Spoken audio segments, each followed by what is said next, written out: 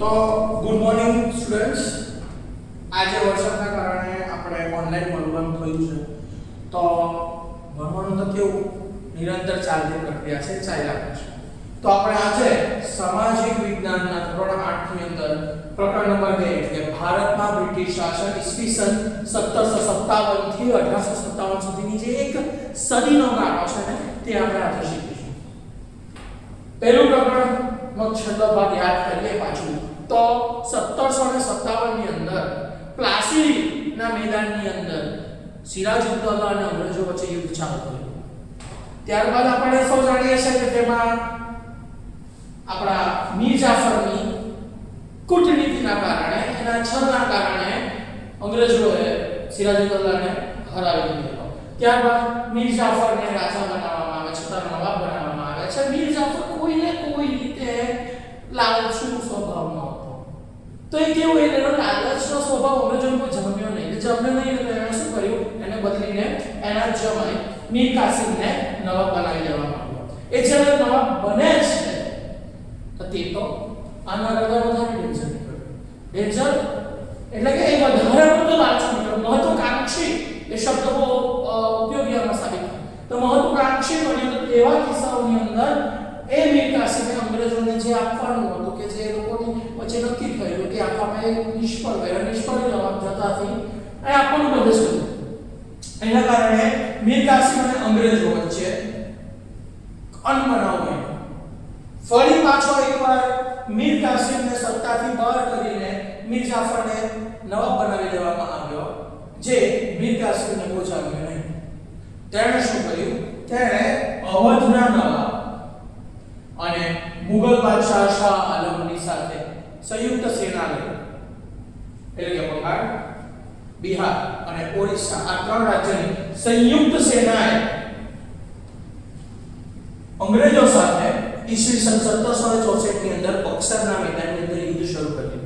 હવે યુદ્ધ તો શરૂ થાય, પરંતુ થયું કેવું કે આ લોકો પાસે સેના બહુ મોટી 50,000 ની સેના અને સામે અંગ્રેજો પાસે માત્ર 7,000 ની સેના. થાય એવું છે કે કોઈક ને કોઈક રીતે એ લોકોની પાસે અંગ્રેજો પાસે વેપન્સ એવા હતા, એ શસ્ત્ર એવા હતા કે જેને કારણે મીર કાસિમ હારી ગયો બક્સરનું યુદ્ધ. કયા વર્ષમાં? 1764 માં. ભલે મીર જાફર અંગ્રેજો બાજુથી હતો, મીર કાસિમ હારી જાય છે. મીર કાસિમ હારી જાય છે તો અન્ય બે જે સત્તાધીશો હતા તેની સાથે સંધિ કરવામાં આવે છે. સંધિ એટલે શું કે જ્યારે તમે યુદ્ધ હારી જાવ છો ત્યારે તમારા જીવના ભોગે કરવામાં આવતું એક નાના પ્રકારનું સેટલમેન્ટ, તેને કહેવાય સંધિ. તો શું છે તે જો, તો 25 લાખ રૂપિયાની ખંડણી અંગ્રેજ સરકાર, ખંડણી એટલે કે પેન્શન, એ કોણ આપશે? અંગ્રેજ સરકાર કોને આપશે? અવધના નવાબને આપશે. કેટલા લાખ રૂપિયા? 25 લાખ. આ એમસીક્યુ માં પૂરેપૂરી રીતે પૂછી શકાય એવો સવાલ છે, ધ્યાન આપજો. ત્યારબાદ 26 લાખ રૂપિયાની ખંડણી એ કોને કરશે? મુગલ બાદશાહને. એટલે કે અવધના નવાબ કરતા 1 લાખ રૂપિયા વધારે એ કોને મળશે? મુગલ બાદશાહને. એવું કોણે નક્કી કર્યું? ખંડણી આપવાનું નક્કી કોણે કર્યું?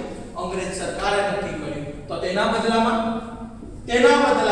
બંગાળ, બિહાર અને ઓરિસ્સાની જે દીવાની સત્તાઓ છે તે બધી સત્તાઓ અંગ્રેજોને આપી દેવામાં આવી. અને પછી શરૂ થયું કે 12 ઓગસ્ટ, આ તારીખ ધ્યાનથી રાખજો. તારીખોનું કેવું હોય છે, આવીને જતી રહે, પણ ઇતિહાસમાં એક તારીખોનું મહત્વ ખૂબ છે, કારણ કે તારીખ એક યાદ છોડે છે, એક ઘટના છોડે છે, એક બનાવ. એ સારો પણ હોઈ શકે અને અણબનાવ પણ હોઈ શકે, એ છોડે છે. તો ચાલો જોઈએ. તો 12 ઓગસ્ટ 1765 ની અંદર મુગલ બાદશાહ, કોણ નામ હતું એનું? શાહ આલમ. શાહ આલમે બિહારની દીવાની સત્તા અંગ્રેજોને સોંપી દીધી અને એ અંગ્રેજોને સોંપતાની સાથે અંગ્રેજોનું રાજકીય શાસન ભારતમાં શરૂ થયું. એટલે જો આપણે જોઈએ કે અંગ્રેજોનું ભારતમાં પગ પ્રસારો કરવાનું, મુખ્ય રાજકીય રીતે પગ પ્રસારો કરવાનું કયા તારીખથી શરૂ થઈ? તો તે હતી 12 1765. ઓગસ્ટ મહિનો બહુ ઇન્ટરેસ્ટિંગ મહિનો છે હો બેટા. ઓગસ્ટ મહિનામાં ઘણી બધી ઉથલપાથલ થઈ હતી.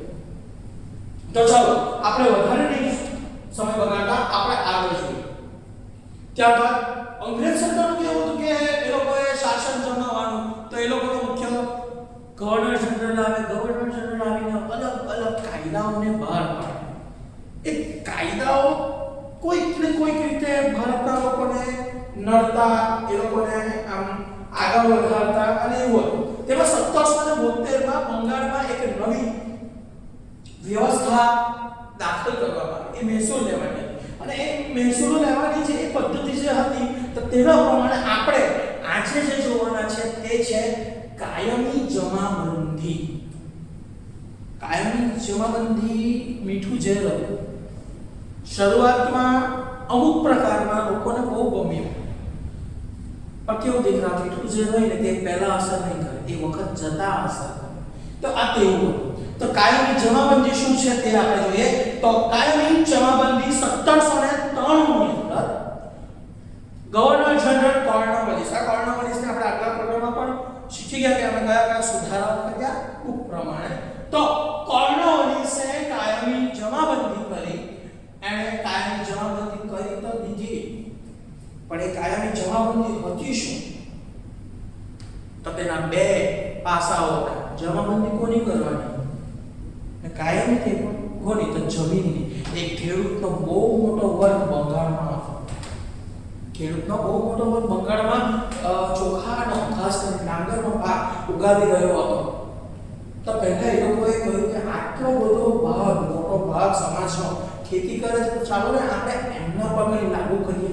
એમ કરીને કોર્નવાલિસે કાયમી જમાબંધી લાગુ કરી. તેના બે પાસાઓ છે. તો પહેલું પાસું છે કે જમીનદારને જમીન તથા મહેસૂલના હક આપી દેવામાં આવ્યા. ખેડૂતો કેવું હોય કે બેટા એ લોકોએ ઘણી બધી લોન્સ લેવી પડતી હતી તે જમાનામાં, કે એ લોકો પાસે પોતાનો પાક કરવો હોય, જેનો ખાલી પાક પર ચાલે છે, તો એ લોકો કેવું કરતા કે કોઈ મોટા વ્યક્તિ પાસે પૈસા લેતા, પૈસા લઈને પછી પોતાની ખેતી કરતા. એ વ્યવહાર ચાલતો હતો. પણ જમીનદાર શું છે? તો એક જમીનદાર જે નિમેલો હોય તે જમીન અને તેના ઉપરનો મહેસૂલ લેવાનો બધો હક એ લોકો અંગ્રેજોએ પોતાની પાસે નહીં રાખ્યો. એ લોકોએ જમીનદારને આપી દીધો કે જમીનદાર તું સાચો, વાંધો નથી, પણ એક બહુ મોટી શરત કરવામાં આવી. તેમાં મહેસૂલનો 9 ભાગ અંગ્રેજ સરકારને આપવા અને તેનો એક ભાગ એને પોતે મહેનતાણા તરીકે રાખો. હવે માનો કે ઉદાહરણ તરીકે તે 100 રૂપિયા કર વસૂલ કરે છે, તો 100 રૂપિયામાંથી તેણે 90 રૂપિયા જે છે તે અંગ્રેજોને આપવાના હતા અને 10 રૂપિયા જે છે તે પોતે પગાર તરીકે રાખવાના હતા. પણ એક બહુ ઇન્ટરેસ્ટિંગ ફેક્ટ એ છે કે તેની સામે ખેડૂતની આવક તો માત્ર 120 રૂપિયા કે 150 રૂપિયા જ રહેતી. તેમાંથી 100 રૂપિયા લોકો કર લઈ જતા અને કરમાંથી કેટલો ટકા? 9મો ભાગ. જો સોના આપણે સરખા ભાગ કરીએ તો 90 રૂપિયા અંગ્રેજોને ભાગે જતા, 10 રૂપિયા પોતે પગાર તરીકે પ્રાપ્ત કરતો. કાયમી જમાબંધીના કેન્દ્ર સ્થાને ન તો અંગ્રેજ સરકાર હતી કે ન તો ખેડૂત હતો. ખેડૂતોનું તો શોષણ જ થયું છે. કોણ હતું કેન્દ્ર સ્થાને? એવો કયો વ્યક્તિ હતો કે જે આ બધું ચલાવી રહ્યો હતો? તે હતો જમીનદાર. આ સવાલ ઘણીવાર પૂછાયા છે કે કાયમી જમાબંધીના કેન્દ્રમાં કયું વ્યક્તિ હતું? તો તેમાં આવશે જમીનદાર. કોણ આવશે? જમીનદાર. ઓકે, હવે આપણે આગળ જોઈએ તો નિશ્ચિત કરેલું મહેસૂલ જમીનદારને અંગ્રેજ સરકારને આપી દેવો. અંગ્રેજ સરકાર છૂટી પછી જમીનદાર જાણે, ખેડૂત જાણે. 9મો ભાગ મળી ગયો એટલે અંગ્રેજ સરકાર ખુશ, એ લોકોનું કામ આગળ ચાલુ. ત્યારબાદ એ લોકોએ દર વર્ષે નિશ્ચિત કરેલો કરની રકમમાં સરકારને આપી દેવી પડતી હતી. જમાબંધીમાં બધી જ સત્તા જમીનદારોની તરફે પડતી. જમીનદાર એમ કહે કે આને નથી આપ્યું, હા આને કર નથી આપ્યો, આને આપી દીધો તો કર આપી દીધો, આને ઓછો આપ્યો આને ઓછો આપ્યો, એમાં કોઈ મગજમારી કે ચચ્ચુપાત કરવા કોઈ જતું નહોતું. અને એ જ વસ્તુ બતાવે કેવી રીતે તે આગળ જોયું. નક્કી કરેલું મહેસૂલ આપવું પડે અને જો મહેસૂલ તમે ભરી શકતા નથી તો સરકાર જપ્ત કરી લે. કેવું નહીં? જે જમીન પર તમે ખેતી કરો છો, જે જમીનને તમે પોતાની પોતાના દીકરા તરીકે તમે એને સિંચો છો, એમાં પાક થાય છે, જે તમારી જનની છે, તમને ખવડાવે છે, એવી જમીન ખેડૂતો પાસે નથી રહેતી. એ અંગ્રેજ સરકાર પાસે જાય. પણ ક્યારે? જો તમે કર નહીં ભરી શકો તો. મેં તમને આગળ પણ કીધું કે કર વધારે લેવામાં આવતો, બરાબર? બિચારા ખેડૂતો પાસે કંઈ રહેતું જ નહોતું. આમાં જમીનદાર ખૂબ મહત્વનું પાસું નિભાવી ગયા. શું નિભાવ્યું? અંગ્રેજ સરકાર જમીન જપ્ત કરી લેવાની છે, તો તે તો ખરાબ કહેવાય. તો હવે જમીનદારોએ શું કર્યું કે એ જમીન સીધી ખેડૂતો પાસે ઓછા ભાવમાં લેવાનું નક્કી કર્યું. ખેડૂતોને તો કેવું, ફ્રીમાં કોઈ વસ્તુ જમા થઈ જાય કાયમ માટે, તેના કરતા થોડા ઘણા ન જેવા કિંમતમાં 5-50 રૂપિયામાં જમીન આપી દેતા. અને આવી રીતે જમીનદારોની જમીનની સંખ્યા પણ વધવા લાગી. એટલે કે અંગ્રેજ સરકાર તો ક્રૂર હતા જ, પણ એના કરતા ક્રૂર વધારે નીકળ્યા આ લાલચુ જમીનદાર. આ લાલચુ જમીનદારોની આ ક્રૂરતાના કારણે ખેડૂતો પર અત્યાચાર થવા લાગ્યા. એક્ચ્યુઅલી અંગ્રેજ સરકારને તો ખેડૂતોની ખેતીમાં કોઈ રસ હતો જ નહીં. એ લોકોનો વિકાસ સાધનમાં કોઈ લોકોને રસ્તો હતો જ નહીં. તો રસ્તામાં તે લોકોને રસ ખાલી હતો આ કર લેવા. પરિણામે બંગાળના ખેડૂતોમાં ઘણા વિદ્રોહ થયા. વિદ્રોહ એટલા બધા થઈ ગયા કે અન્નનું ભંડાર ગણાતું બંગાળ, શું અન્નનું ભંડાર ગણાતું બંગાળ કે જેમાં અન્નનો ભંડાર છે, ખેતી ભરપૂર માત્રામાં થાય છે, તેવું બંગાળ શું બન્યું? કંગાળ બન્યું. શું બન્યું? કંગાળ બન્યું. તો મિત્રો આ વાત હતી આપણી કાયમી જમાબંધીને કાયમ જમા કરી લેવું.